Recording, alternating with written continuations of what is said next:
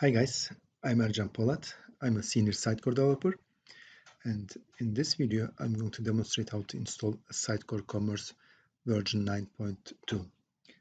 As of today, this is the latest version. So, overview of this video. So, I want to go over my personal installation experience. I think it will save you time, and I believe time is money. So, you will save a lot of money, hopefully. We will go over the resources. We will verify Solver. We will verify Sitecore XP version 9.2, and Sitecore Commerce will be installed on this version. And we will talk about post-installation steps. So this is my experience. I will highly recommend to go over the architecture. What the resources like? Go over the resources, understand the architecture, understand the installation process, understand what needs to be done, and make sure you read the documentation.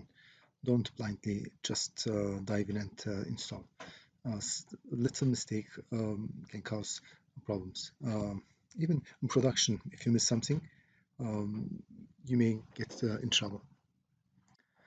So that's the first thing. And I will go over some resources that I think it's important. So the second thing is I want to give an update about Sitecore 9.2 installation. Sitecore PowerShell actually solved the prerequisites for Experience platform installation. If a resource is not prerequisite is not installed, it will download and install it for you. So for this applies for Sitecore Experience Platform 9.2, but with Sitecore Commerce you have to do it yourself. So that's most important second thing. Verify and install the prerequisites. The third one, updating the installation script correctly. So don't make any assumptions because this script is just setting up parameters, but there are other configuration that depends on this. So you may not change the deploy folder. I will show it to you because it may be used in different scripts and the name might be used same. So make sure that when you make a change, be 100% sure that it will not affect the installation. And during the installation, doesn't matter how good you prepare, you may end up with some issues. And let's assume half of the installation takes a long time. You can actually disable some task or remove some tasks that already installed successfully. And I'm going to show you how you can do it. And during my installation, the PowerShell script stops the app pull and the site and the restarts. And during the restart, sometimes the app pull is not available. It fails. So I did put a single line where it sleeps for 60 seconds. And it solved the issue for, but if this doesn't solve, you have to restart the app pull. In some cases, you have to restart the machine. I would recommend you to do it before installation, this step, and I believe it will solve the problem. Okay, so let's go over the resources first. So this is the main site, Sitecore Experience Commerce 9.2 initial release. All the documentation, the packages are here. We're going to use this. Of course, I did already download this. Otherwise, it will take forever. And we will follow this installation guide. Again, make sure you read the installation guide before you even start. This is the Sitecore Experience Commerce compatibility table. Since we are going to install this, make sure this frameworks, tools are installed. Don't assume that it will work with .NET Framework 4.7. Make sure you either have this version or 4.7.2. So don't make any assumption, please. Like make sure install and go over each item and make sure you have this. I believe this is a mistake because Experience Platform requires 7.5.0, but they put this 7.2.1. I think it's a mistake. Sitecore architecture. So you should start here because you have to understand the architecture. Sitecore commerce is not very simple anymore. Maybe it was never simple, but it's good to go over the architecture and read what individual roles. So this is a Sitecore Experience platform that we already installed, and we will go over this. After installation of Sitecore Commerce, we'll have 2 more databases, 3 more indexes, a few websites, and a few web services. So we can verify visually by checking these installations. We are going to follow this installation guide. We need a Sitecore Experience Accelerator. This is the site where you can get it, and you have to download this and put it in the deploy folder. Sitecore Experience Accelerator for 9.2. There are different versions. Make sure you don't get this one because this is the correct one. And Sitecore PowerShell extension 5.0 for Sitecore 9.2. So I did already download this and include it in the deploy folder. And again, this is the main site for Sitecore Experience Accelerator. You can read all kind of information related to this one. So once the installation complete and if you have time, you can read about the Experience Commerce business tools and SXA storefront. Very nice documentation from Sitecore. It will give you understanding about these tools. However, this is a Sitecore Experience Commerce 9.0 older version developer's guide.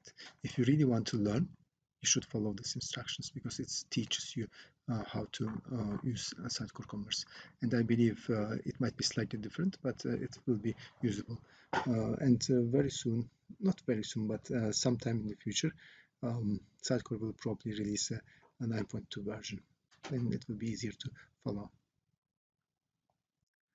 If you need an example site, here's a Sitecore Habitat Home e-commerce. Again, notice that this is also a slightly older version. Will be a very good place to start as well. Good example. And once you have set up the Sitecore Habitat Home Commerce, and if a newer version is deployed, you can update it very easily with Unicorn. This is new because it's commerce. You can create, I didn't create it, it's not required for installation. Braintree Sandbox account, you can test payment methods. You have to install Redis for this installation, and this is Redis for Windows. The reason that I told you that the documentation is very important because in the installation guide, if you didn't read, Sitecore recommends that use Redis for Linux in production environment. So, and most likely probably for performance reasons. So it's really important to read the documentation truly. So let's continue. The next one was verify our installation. So this is my Solar. The index is for this Solar, and this is my Sitecore instance experience platform. So before you start, after installation, you have to do 2 things, and this is also documented. We built linked databases, which I did already. Okay, and we built the indexes. It will take a few minutes. It shouldn't take too long because there is nothing on the Sitecore tree. Let's go back.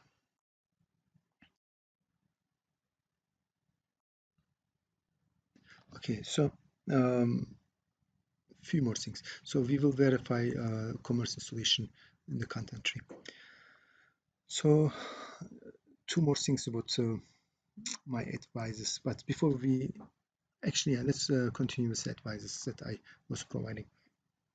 This is a invoke manage add tool task script, and you can see that it's under the Windows PowerShell modules Sitecore installation framework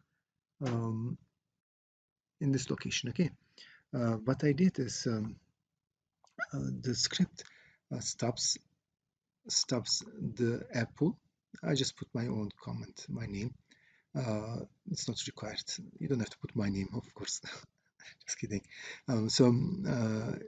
It stops, and right away it restarts. And I did put here sleep after stop, because once it stop, the app pool, it will not be enabled for short time, and it fails. So in order to solve it, I had to start manually. It didn't, and I did restart the machine. It worked once. The second time it didn't work. So this worked for me. Okay. So I put 60 seconds, and I also put here in case, but one should be enough. And you can even reduce if it's worked for you. The second thing was this file. So this file is the master single server JSON, and it's under the configuration commerce folder. And here are all the tasks that's going to be installed in an order. So when you scroll down, after the variables, you see includes. This task are going to install in an order. Let's assume most likely, not most likely, I hope you will not get an issue, but if your script fails here, assuming, you can just comment out this section and run the script again. And if you are unlucky and it's failed somewhere here, it will save you tons of time. And this location is here: deploy, configuration, commerce, master. And make sure each time when you modify the original one, take a copy. Okay. You may need to go back and forth. This is a script where I installed Solar 7.5.0. I can have many different versions.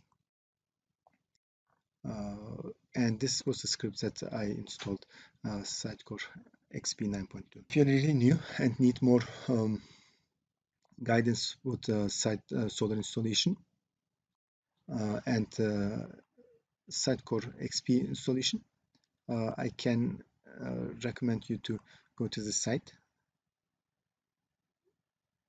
and I will provide the resources under this video. Somehow Microsoft Edge is really slow. And here is the script under my GitHub account, Sitecore, install Solar site by site. It's interesting. So these are the some tutorials that I uploaded, and you can watch install Solar version 7.5 with enhanced PowerShell script, and install Sitecore version 9.2 with SIF 2.1. Let's close this. What else? Let's go to our PowerShell, see what's next. So we did verify this. Now installation. So let's go over the script very quick, and then we will run the installation. So this has to match my Sitecore installation XP. So if you see, it's prefix the same, and I have dev local as a Sitecore site name. That's important. So make sure that you are not missing this. I didn't make any change here. Put the correct password. Select deploy folder here. So desktop name, or this is the same as our SQL instance name. I did modify this, and because I wanted the prefix matches the other index database names for easy readability. Here you use database instance name again, and it's the same as my machine name. Make sure you put the Solar URL correctly, Solar path correctly. This is Solar service name. And I again made a small modification because I did already install once and delete it. So I had to put here underscore. It will match the indexes. Okay, so nothing special. One thing that makes sure that you verify Redis after you install Redis. Actually, yes, let me show you this one. So there are two comments. If you go to comment, after installation, you can verify Redis if it's running. So if it's returns Pong, it is running. And same thing, you can get the information URL for Redis here. And this is actually the local, so that's why I kept this as localhost. Okay, what else? I have my Sitecore admin and password default B. It's easy, and I also modified this one to match my prefix names, but it's not required. And my log file name I changed. Besides this, I didn't touch anything else. Make sure that you verify the root. The root will be our deploy, and then the package names. One thing that I want to mention, this one. You may get confused because I did put this configuration directly in the deploy folder. Let me show you. So that's very important. So this was this package. I extract this and copied this folder direct there. If you keep it under this folder, then make sure you update this accordingly. And one more very important thing is, if somehow your installation fails and you have to run again, there is one file, site utility pages is getting deleted. You just go back and make sure you copy this and put in the correct folder again. It's strange, and I think this happened to other people as well. I did Google, but that's it. What else? So let's actually run our script. This will take probably at least 30-40 minutes. What I'm going to do is start the script and stop the video, and after the installation I will come and continue with the video.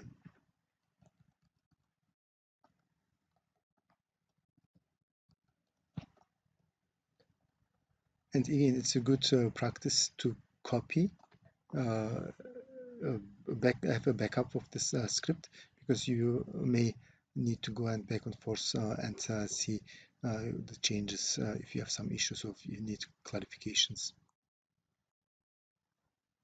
Wish me luck. Okay, let's start.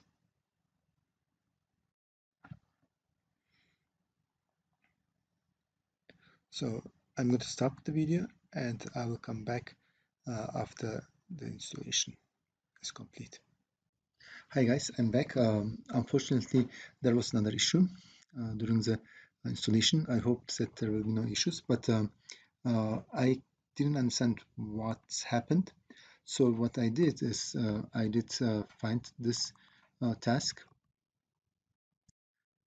from the master single server JSON, and it was failing here. What I did remove all this successfully installed task from the master JSON. Okay, and saved the file, and I went back and rerun this installation. Okay, and it took another 20-25 minutes, and let's go to the end, and it did complete successfully. So there was no need to make any change or anything to fix. So let's verify a few things. The host file, you can see that it did add the commerce sites URL. Okay, so let's go to Sitecore.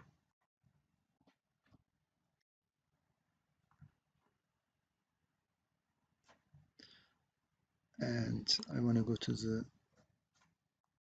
IS, refresh. So you can see it did add the commerce websites with my prefixes. They use it as postfix. Let's go to the still running database, refresh, and Sitecore Commerce, two databases. And again, I did use the prefixes. It was not required, but in order to make it same as the other databases, I use this prefix. One more thing that, okay, let's go to data content editor.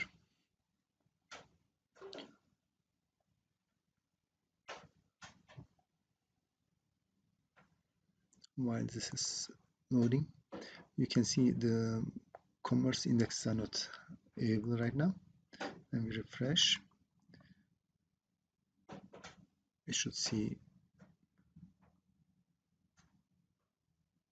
few this ones: catalog, customer scope, and order scope. These are the new indexes. So, and as you see, here is a Sitecore example storefront and Sitecore items installed. The installation is successful. One thing that I want to reiterate, so make sure to read the documentation. It's really important, and make sure to follow the instructions, and make sure that all these prerequisites are installed. Otherwise, you will get issues with this. Okay, so post installation scripts, not scripts, but steps, which I'm not going to do it right now. It looks like simple. There are only two steps,